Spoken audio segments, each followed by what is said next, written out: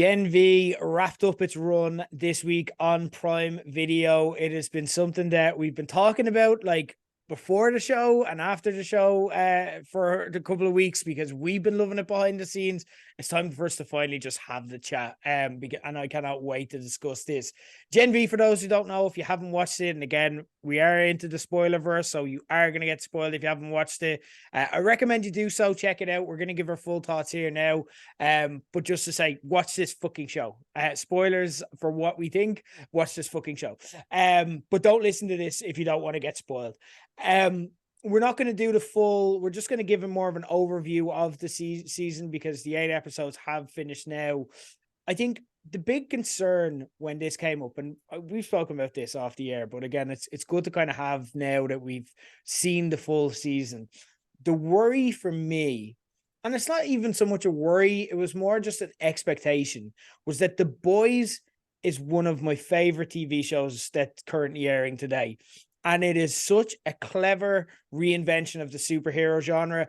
I've got friends in my life who have just no interest in superhero storytelling. It's not their bag. I tell them to watch this. I'm like, you will like it because you don't like superhero stories. Because the things that annoy you about superhero stories, they make the plot. They're like, this is what it would actually be like. And that's why I think The Boys is so refreshing. But my concern here and my expectation was that, this is going to be The Walking Dead now.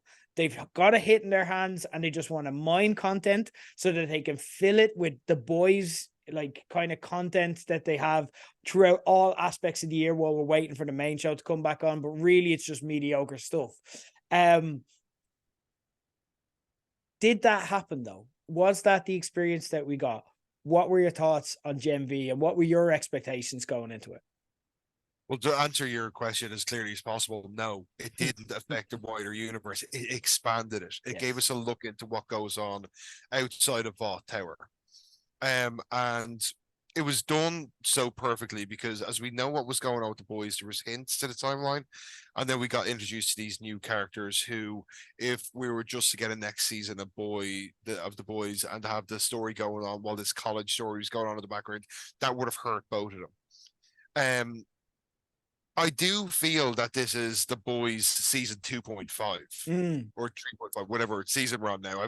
I watched it originally in one long haul during lockdown, but it does feel like that this is your filler while like kind of things are going on, and I thought it worked perfectly.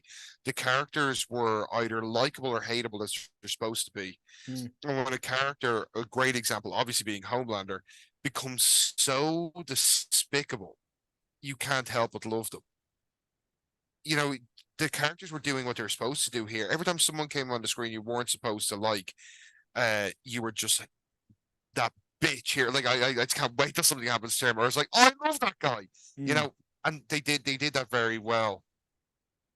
The Gen V, a lot of people that I talked to about it, some of them said the same thing. It's like I watched it because of The Boys, but I gave up after the first episode, and I think that that's something we're going to hear because people expected like a Boys, expansion back, and a lot of people I'm hearing that more and more. I started, but I wanted The Boys, and I didn't get that, and I was like, continue watching because you will.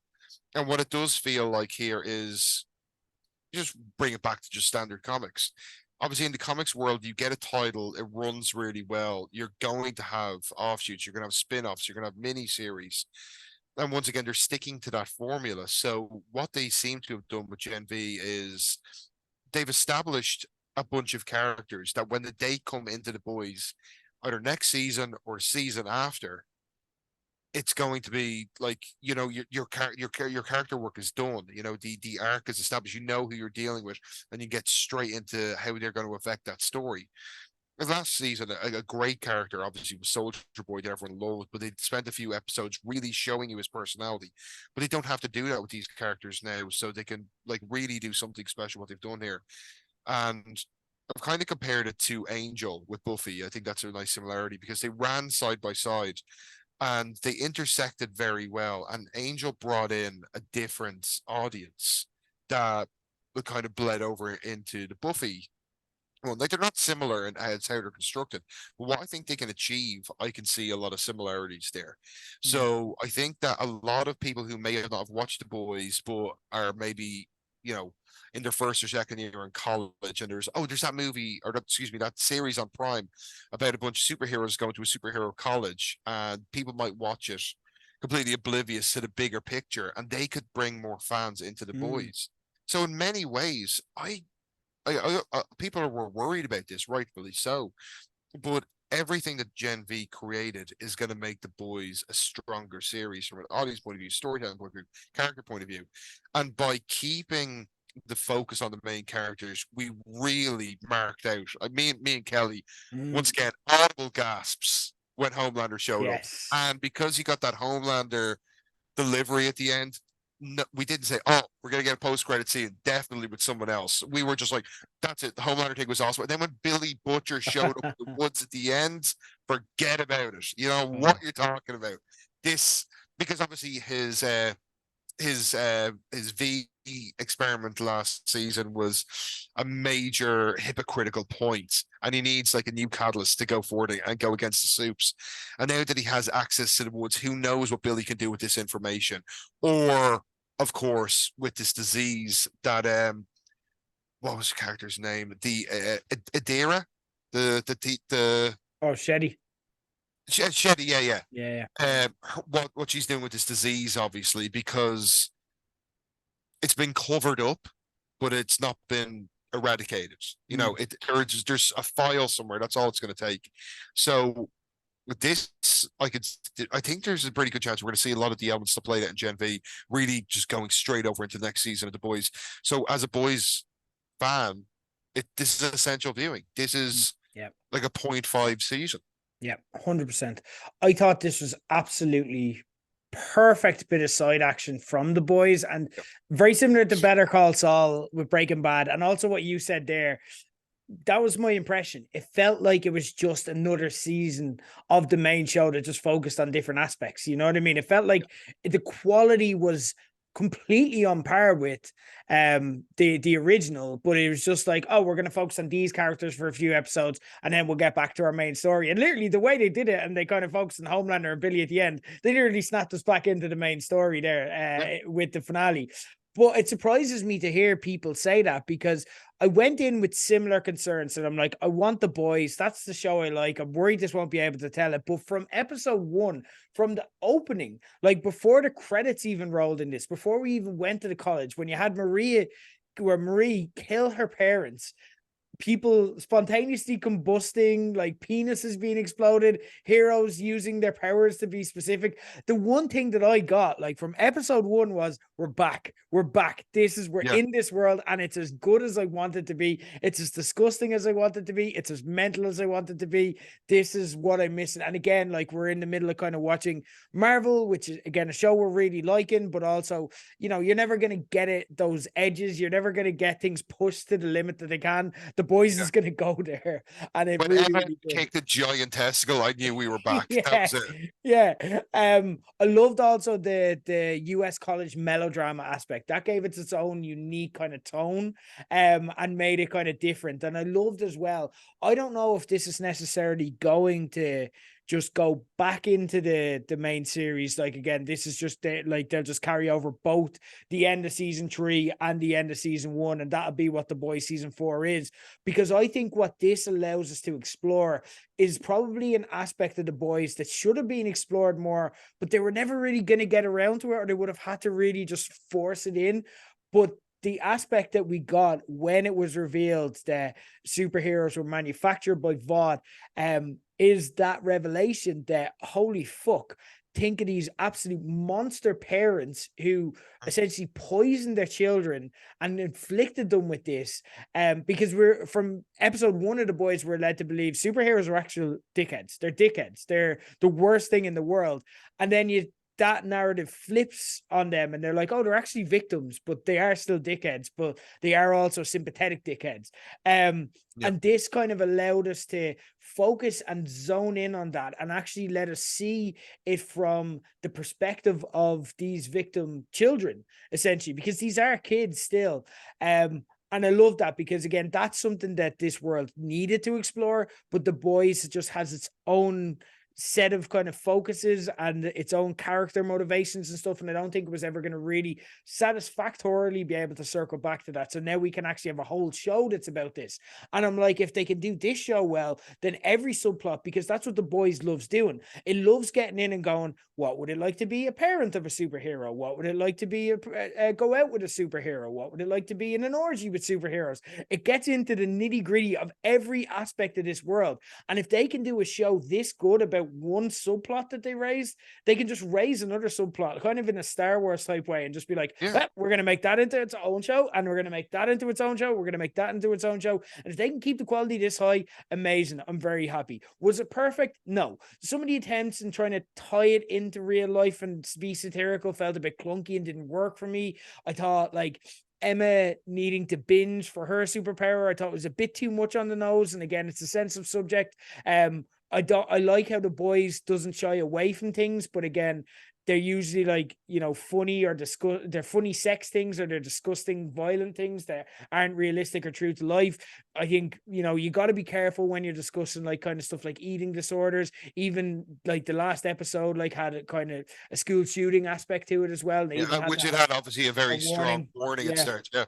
they had to have a warning about that, but you have to be careful when you get into those. And I appreciated them having the warning, but like having kind of eating disorders be just a kind of just a storyline in this, and not actually having the time to get into it and what that means and what it's about and actually address it, you could risk to potentially triggering people and not actually being able to kind of do anything with that. I'm also not mad about some of the perspective that they took with the whole make superheroes great again, because again, you got to consider that the people saying this are superheroes who, again, even if they're dickheads, are victims because their parents are the real villains and Vought are the real villains on top of that because they made them into this. So again, you're kind of, if you're saying these people are the Trump voters of this world, you're kind of saying the Trump voters are actual victims. And I'm like, no, you're getting messy here. You're trying too hard to tie it into the real world.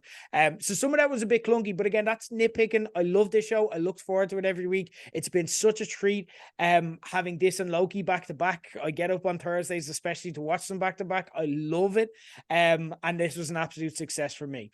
We Yes. got a lot of new characters in here, and again, I think that's what was key to it working for us, because the characters were so strong, well played, and a lot of fresh faces as well, because obviously they're young actors. Who are your favorite new characters? I actually really like Jordan a lot. And I really spent a lot of the time trying to figure out Jordan's power because obviously, like you said, and it's totally true. So a lot of the elements they're bringing up in this were, you couldn't even call them metaphors; they were so on the nose. Yeah. But I do applaud the show, especially one written by Americans, to be able to, which is something that they can't really do once again because we come from the world of wrestling, and we've been in those situations. We've had Americans in our locker rooms, we've been in their locker rooms, and that very insular element they have, where it's I don't want to say propaganda or anything like that, but they really do believe everything they've been told. So for a company to really look inside at the issues with like a country like America, is very brave in this day and age, because a lot of people are going to kick back from that. So a lot of the elements they obviously explored were very interesting, but with Jordan, they didn't really just make their gender swap too obvious. They had the thing with the parents and stuff like that. Mm. But I think the fact that they made it like a power was a very interesting element. And I like that they could seem to amplify their power by switching mid-fight. It seemed like these energy blasts they could commit as well were really good. Um, Andre was interesting, but he just didn't get enough time. I loved the fact that his dad Polaris really gave him like that pressure that he felt was really, really interesting. Um, but I just thought like really when it came down to it, like Sam was just such an interesting character, and now he's just this absolute unstoppable juggernaut of unfeeling anger. Unfeeling anger is kind of an oxymoron, but just unfeeling destruction. Mm. And just the way he had Golden Boy acting as a narrator. There was no main character. I mean, you think it was Marie who was the main character, And there really wasn't. Yeah. Like they did the team dynamic very well. And I think I've said before, the one thing that drives me nuts, especially like as a Ninja Turtles fan, every time they revisit that franchise, which thankfully they didn't do in the Mutant Mayhem movie, is they always have just that center of the movie being consumed by the needless like anticipation building of just like the team not getting along. Mm. And team dynamics, in my opinion, work the best when you're really enjoying what they're doing, that there's like all these cogs moving at the same time, which is one of the things that Gen V did very well. So there's these individual characters, but from a design philosophy point of view, when they were together, they almost became one character, just one person with many different voices. And I loved exploring that. I love they didn't divulge into just these cliches Mm. just to keep the storytelling safe. Yeah. So but if I back up against the wall, I really there's something I just really liked. There's something really likable about Jordan. Okay, interesting. I love that. And I agree. It was a really strong ensemble. I don't think I've seen an ensemble show that strong and not focusing on one character. Again, Marie was our audience avatar, but only into the to introduce us into this world. To kind of after episode 3 and 4 onwards, she was just part of the group. And I haven't seen an ensemble that strong in the TV area where we could just genuinely go from episode to episode. And it's like, this is the main character now, and this is the main character, and this is the main character. And then you're like, everyone's the main character since Orange is the New Black was on, because that was very similar. You just flip narratives all the time and flip perspectives. And so one week you're following one character and you see it from their perspective, you think they're a good person. The next week you see how their behavior affects another person, you think they're a prick. And it was brilliant. And I loved Jordan, fascinated me.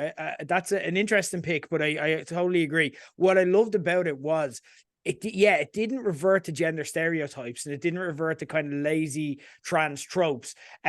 Because I found myself thinking a lot when Jordan would swap genders. I'm like, why are they a boy now? Why are they a girl now? What motivated them for that? And it wasn't for the typical reasons. It wasn't like when they need to be Yes, when they exactly. need to be strong, they have to be a guy, and when they need to be emotional, they need to be a girl. It wasn't like that. It didn't work that way. But and that's a very interesting and possibly the most, for a show that I said was just a bit clunky there, it is one of the most nuanced kind of portrayals in a major TV show of that binary mindset, where it's like, I just am Yeah. this way.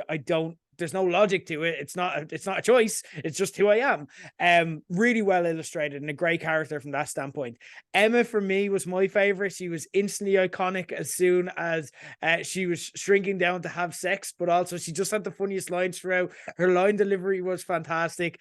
She just owned the show for me. And again, she just brought me into the show.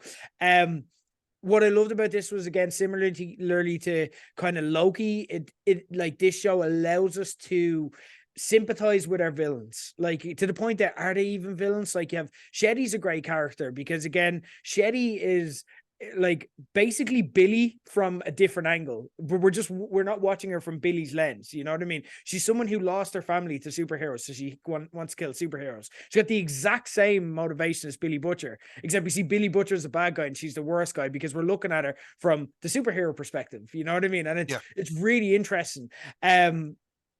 But like, again, like, Kate was a fascinating case study in that as well, because they gave us a full episode inside her head where we're like, fuck, man, she's poor thing, like she never stood a chance.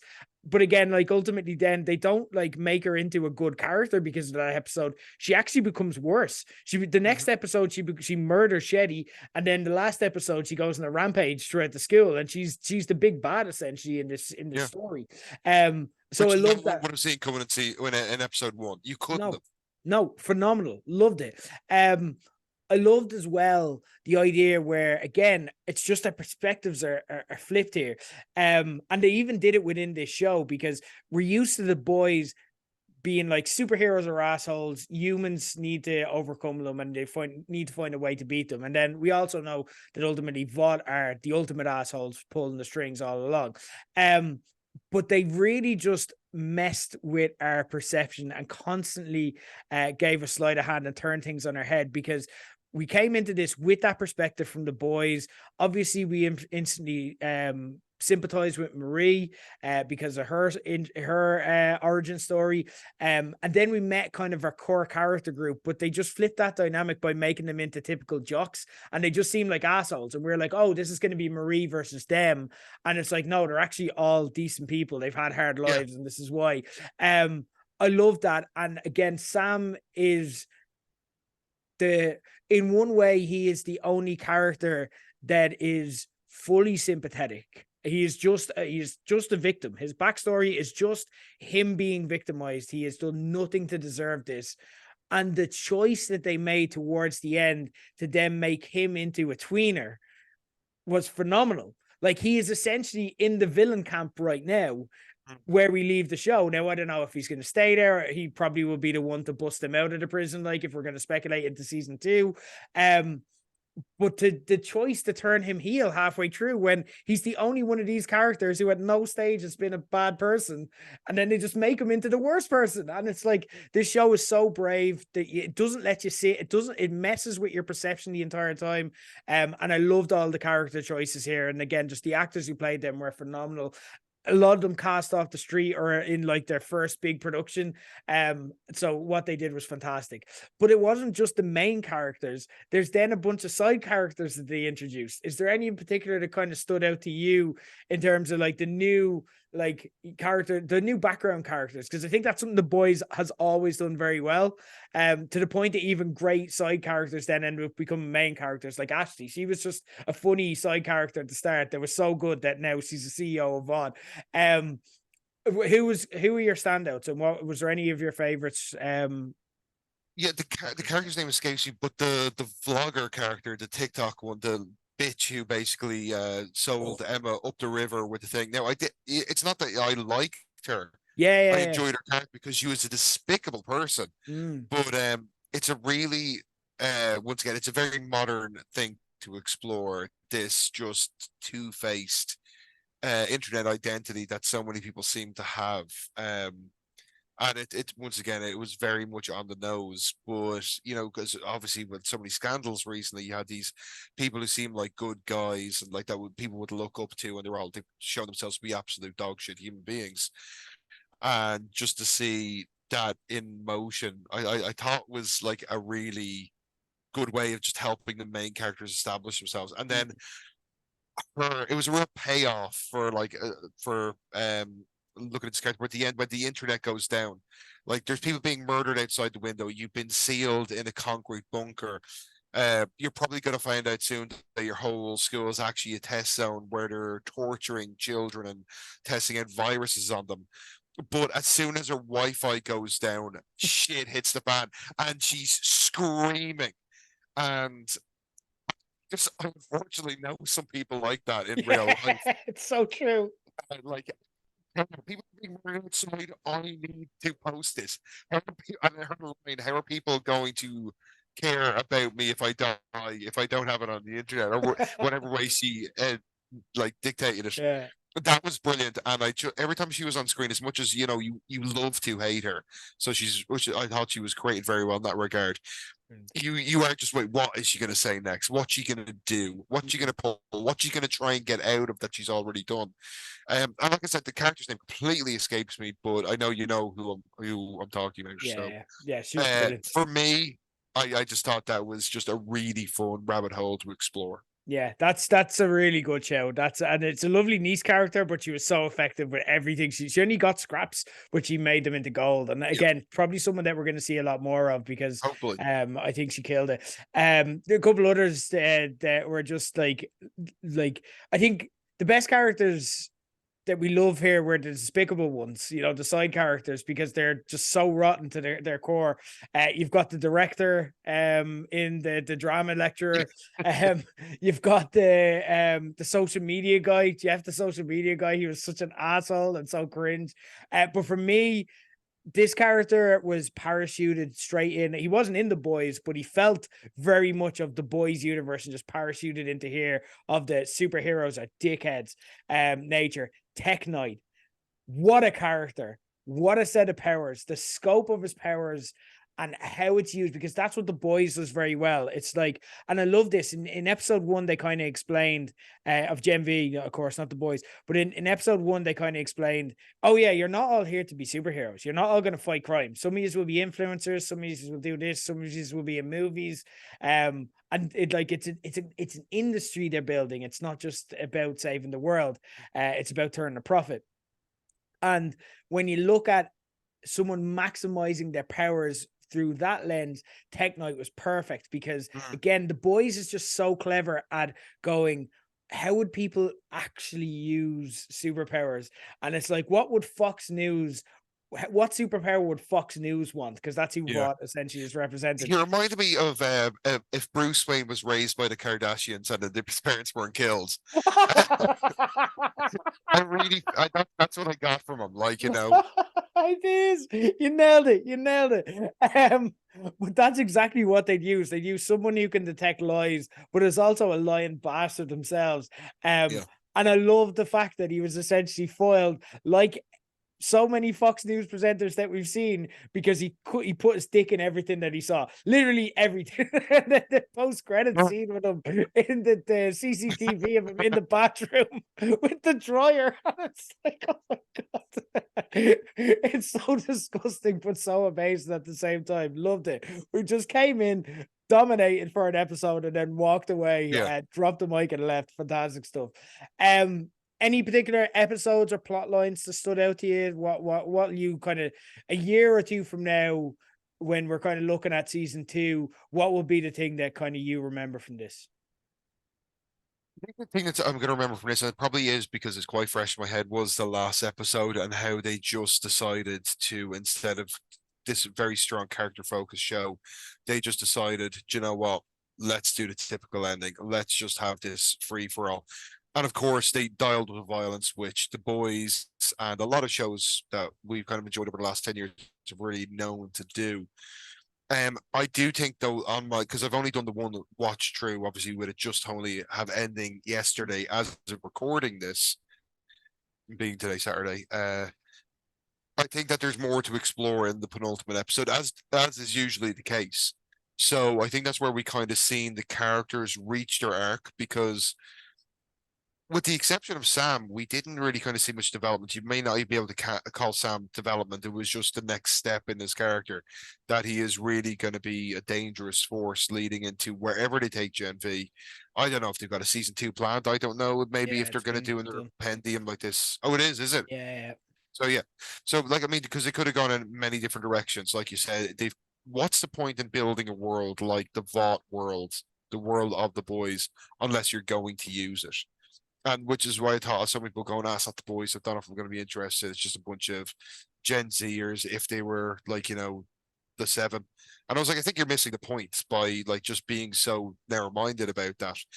And in essence, that's what it was. But you're still just seeing the same team who wrote this fantastic show that you love, taking you into a safe space, giving you a different story based in the same world with the same mentality, and then just at the end, just kind of veering, like horseshoeing, like close enough to still be safe, but to really tie those worlds back in together. Mm.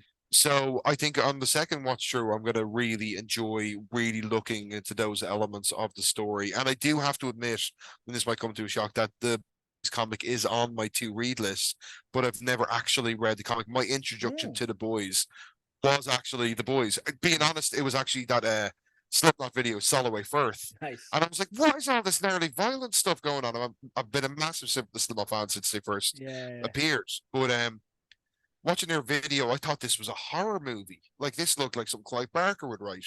And then when I found out that was the show The Boys, that is what got me to check it. I didn't realize till I was like finished the episode 2 that it was that comic that I was aware of. I thought it was that comic Metropolis. I was confusing it with at the time. I just because the art styles are so similar. But yeah, and then like so I haven't actually read The Boys. So when it comes to a point of view that I may be able to offer in some of the other stuff we discussed, I can't bring connections. I'm aware now of some of the lore that I've seen, obviously in videos and deep dives Mm-hmm. that other creators have made. But when we come back to The Boys the next season, when we start looking into that, my plan is to have all of the literature consumed as well, Nice. so we can go even further. Nice. So for me, as a fan of this being my primary introduction to this medium, being the live action TV show, uh, I just think it comes down to the fact that Gen V just did what it was supposed to do very well, and that was expand the bot universe. They nailed it. For me, I agree. The finale ruled, I thought. Again, like you said, they did go full Marvel and having it just be an action packed, but they also left a lot of room for character decisions, and it was character led in that action. There's the holy shit moments again, same as you. I was like, oh, I nearly like I was watching it at like 3:30 in the morning here, and like I've got two housemates who are in bed, and I'm like, I am actually gonna scream and wake them up when Homelander showed up. It was phenomenal. But I love the way they even just left room for like humor and references, like where they broke your man out and he's like, how long have you been here? Is Gangnam Style still a thing? Or the drama lecturer knocking on Ashley's office being like, I'm gonna tell them what we did at that award show. Okay, let him in. It was amazing. Again, the cameo from Homelander, genuine holy shit moment. I wish, like, the one kind of thing I wish, and this isn't a criticism, it's more just a wish that I have. I actually wish that he followed through on lasering Marie. Not that I wanted Marie to die, but it was just like, I literally stood there like, oh my God. And like Red Wedding style, I was like, oh my fucking God, how did they do this? But also in that Red Wedding style, you're like, that was incredible because I just didn't see it coming. Holy fucking shit, they just killed Marie. And then she's alive in the next scene. And I will say, I dropped it. My heart dropped a little bit because I was like, no, lads, just, you should have followed through. That was so fucking cool. We also had the Sam moment that we had as the clip where it's just feel nothing. Do you want me to help you? When he's talking to his brother and he says yes and he submits to it. But again, there's so many good episodes. This was just I'm going to cheat. I'm probably going to talk about nearly all of them. The penultimate episode, like you said, was just, they did have that Red Wedding kind of Game of Thrones style death with Shetty because you're convinced she's the big bad in this show. And like, if and they had announced by that stage they were doing season 2, so I'm like, well, Shetty's sticking around, and then they just kill her like in the second to last episode. You assume Marie's going to save her because that's obviously why we got that teaser earlier on. Yeah, exactly.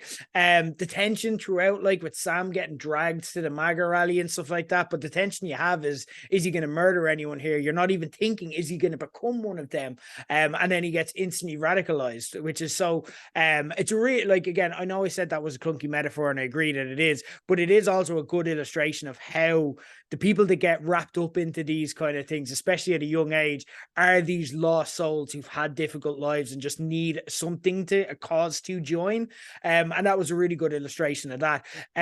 Being really unsure whether to trust Kate throughout. You had Polarity Super Stroke, and then just the way they ended on one of my favorite songs ever, Heads Will Roll by the Yeah Yeah Yeahs. I was literally singing it along because I'm like, this show is just kicking ass. Even with the last one, they ended on the rock mix of Kids of America. I was singing along with it because I'm like, this show is just, it's showing off. It's that good. But also, I think the thing I'll remember most of this will be, I'm not saying they're the best episodes, but it's, I usually hate when shows do multiple episode drops because I'm like, it's just as selfish. You're asking for too much of my time, and I don't know if I like it as a show. So you're really putting me off committing here.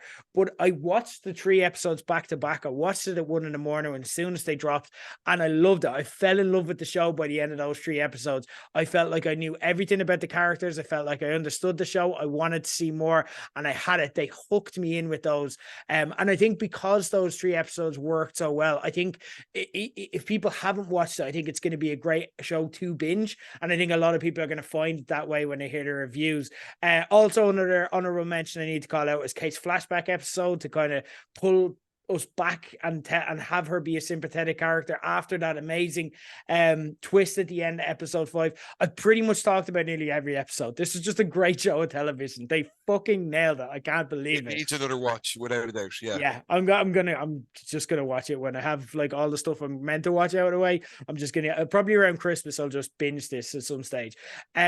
The boys cameos, we've kind of touched on them, but let's get into it here. We had Homelander and obviously Billy shortly after, who are effectively tacked on at the end, one literally in a post-credit scene, but also they involved the likes of Soldier Boy, Ashley and Newman. What were your thoughts on the boys cameos? Did it work? Did it take away from it in terms of were the people that they brought in right? Did you want to see anyone else, or did you want it to focus more on the characters we had? How did all that work for you?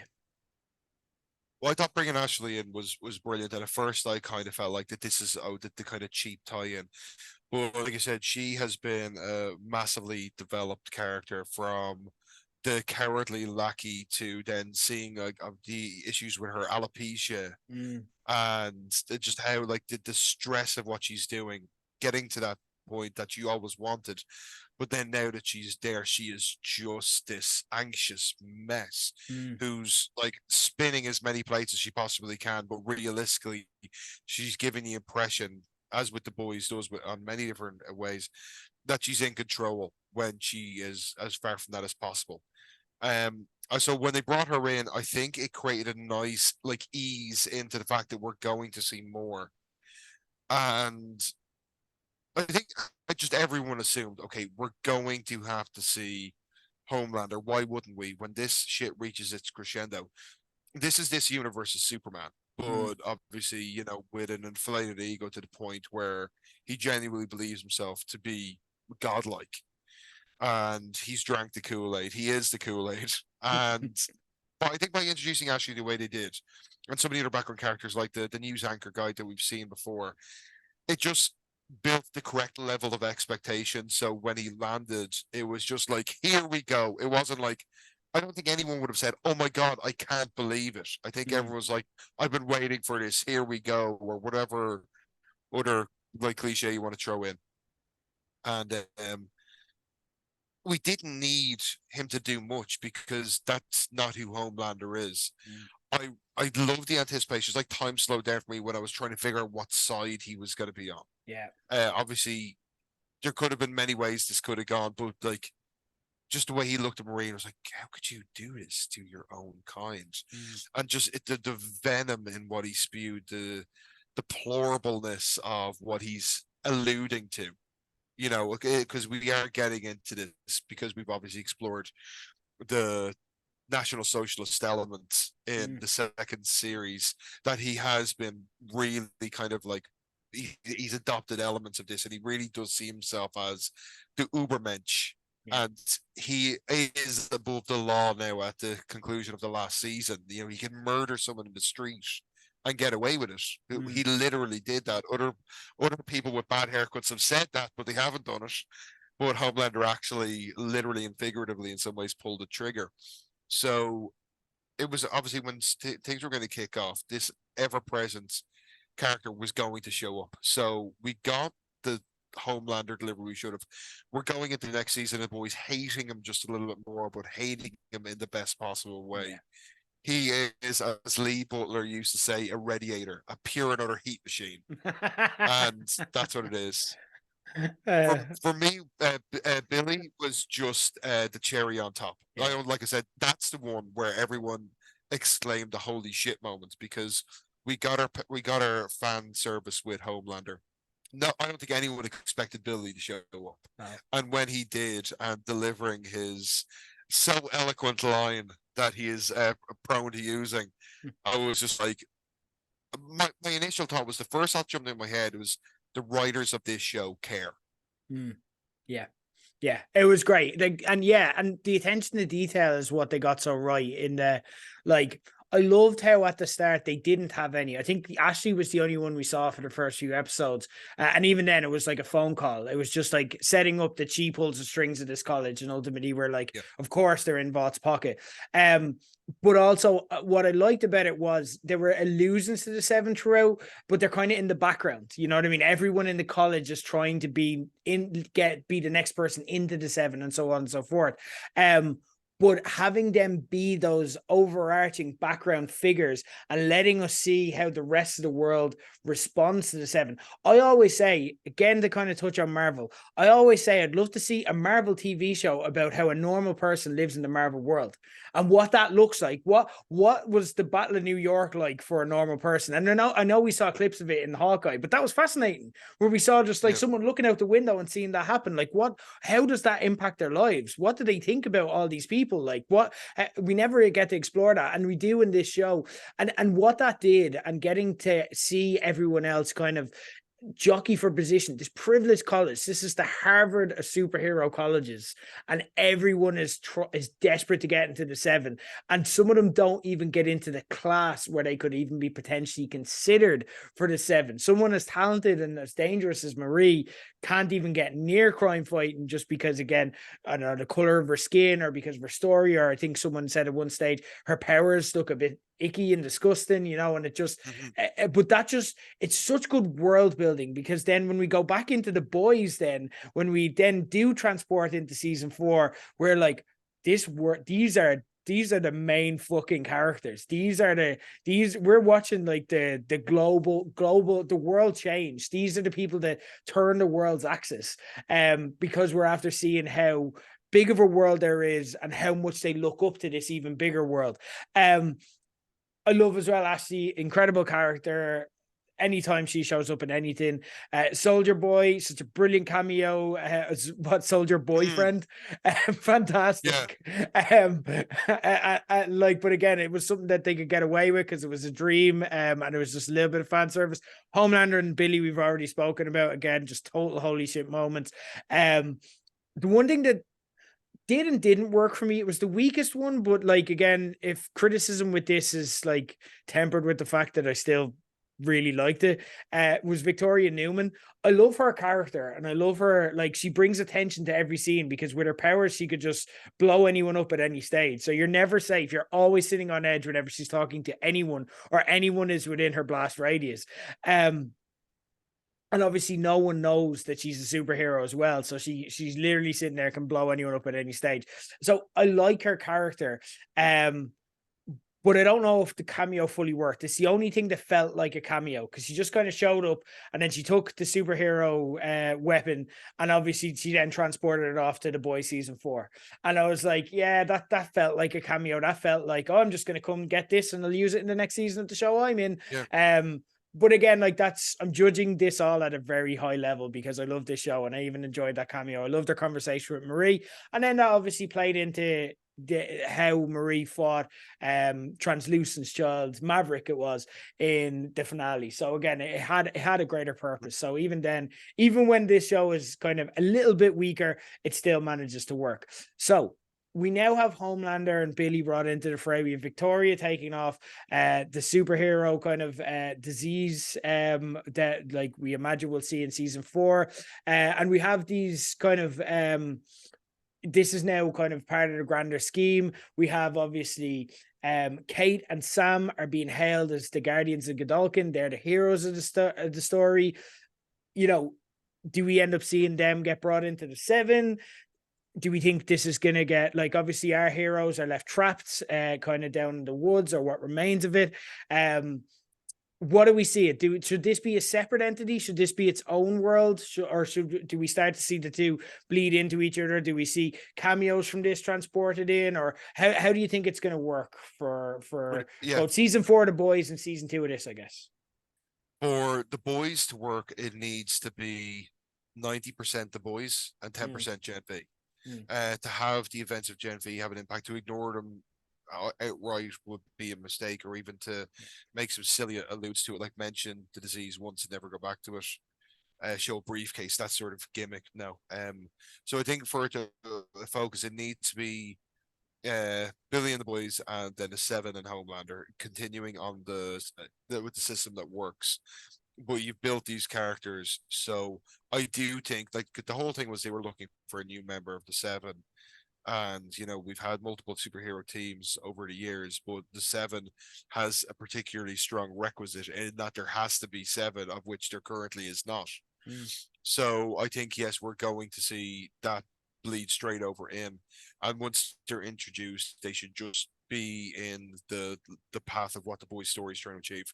And then vice versa in Gen V season 2, that's the way it needs to be. Maybe the elements of the 4th season have affected some of the key characters that were introduced here, and maybe that's where we can explore the elements of what happened in the boys, but as it pertains to Gen V and how it affects that. So do it again, bring 10% of the boys in, but keep the rest 90% about Gen V in Gen V season 2. I think that's the way it's going to work. I think 50-50 is going to be convoluted. Yeah. and I think it could create divide in the fan base, and I think it could hurt the story. Mm. With so many, like, I mean, the latest season of Rick and Morty has suffered from, rightfully so, them losing their writer, but you can see the declining quality instantly. It's the punch is gone. It's not the same scenario at all. We're not talking about someone being cancelled or someone being fired for doing something horrible, but we are talking about taking something that has established a system that works really well, like The Boys, and throwing in a lot of stuff on top of it. It's like making an Nutella sandwich and then putting some Gouda cheese on the top. Both of them will work separately, but maybe don't mix them. Yeah, that's a great point. I agree. Like for me, I wouldn't even. I mightn't even go that far. I like for me in The Boys season 4, I'd almost like it to be the reverse of this. I agree with you in that they can't just pretend this didn't happen because characters are involved in both. We saw Billy show up in the woods. He's not just going to be like, oh well, that this is bad, but I've got enough going on in my life, so I'll just forget about it. But I would be very okay if they just let this be something that was referred to occasionally, and kind of had happened in the background. We'll just leave this here, let it be its own show. And you can have the odd person show up, and you can have, I don't even know if I necessarily transport Sam and Kate into the 7. You know what I mean? I don't know if I'd feel okay with that, because I'm like, you're off the other show, and how's that going to work? And then how's Gen V going to work? So, but I'm okay with them being considered and discussed. There's like their names are on a board when they're discussing who to have. Yeah, we don't know what the next step is. Yeah. Maybe after college, there's like some they have to go through some superhero prep, which we did obviously see a lot done with Starlight, and how she changed from, you know, your girl next door into this corporate stooge. Yeah. So maybe we may see like just some like training montages with them. Yeah, Yeah. them being sculpted, not trained. Eventually, I am fine with crossovers. Like eventually, if the crossovers, we mentioned at the start of this, the worst case scenario, this is The Walking Dead, which just eventually started lobbing characters that they didn't have anything more for in The Walking Dead into Fear the Walking Dead, despite them technically being supposed to be on two separate timelines. And they just, the characters would just show up in Fear the Walking Dead. And you knew why, because Fear the Walking Dead was struggling and they needed a bit of name value. And you like that character in this. So he'll be a main character in this because we don't have any more story. And it was very obvious the way they did that. If this avoids doing that, I'm okay with it. But let the core characters tell their story first. There's so many characters in The Boys that don't get enough time that I'm like, no, give them their time and we can have 2 shows that work rather than trying to mash everyone and have them all fight for airspace.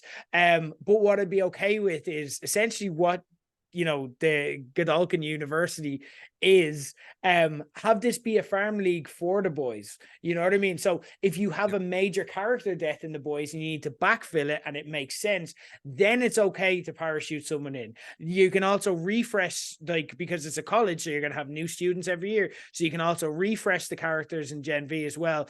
And ultimately what I'd be happy with is we get 2 amazing shows, but which probably take 2 years to make a series. But if we have one year and we have the other the next year, and we get The Boys every single year, essentially, and we're in this universe, I'm very happy with that. And if we can get more shows in the calendar that work as well as these 2, fine, but they have to work as well as these 2, and they have to have the love and attention. I don't want to see this spread too thin, like The Walking Dead, where there's spin-offs about the spin-offs about the spin-offs, just because that means they have a year-round calendar. But that'd be the way I'd be okay with it working. I'm fine with it, only if done with care, though. That's kind of where I'm at. I think the most obvious like simile we can make here, which we should have made already, and it's only just come to me now in this second, is if The Boys is WWE, then Gen V is NXT. There you go.